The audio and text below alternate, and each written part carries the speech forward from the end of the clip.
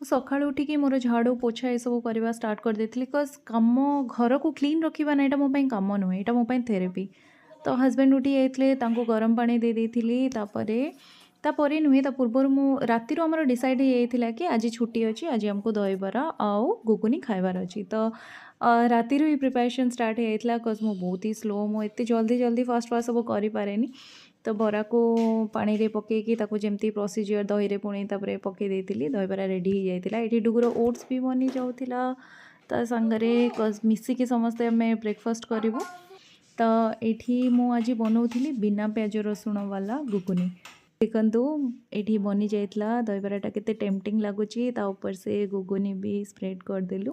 चेष्टा तो या ही रही कि जमती स्ट्रीट साइड रे दहीबरा आलुदम जमती टेस्ट था आलुदम तो नथला दहीबरा गुगुनी थिला एमती ही टेस्ट आसु।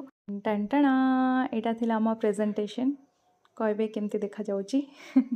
आउ आज आम एकला नथिलु आम नेबर्स थिले नेबर्स भी फ्रेंड भी तो सी आम मिसिकी 4 जण जाक ब्रेकफास्ट कलु। आज सकाळ आज थिला मकर संक्रांति बहुत लेट रे मु वीडियोटा पोस्ट करूची। सो एमती किछि मो दिनटा आज स्टार्ट होता। आई होप कि आपण मानको मो वीडियो भल लगी। Thank you for watching.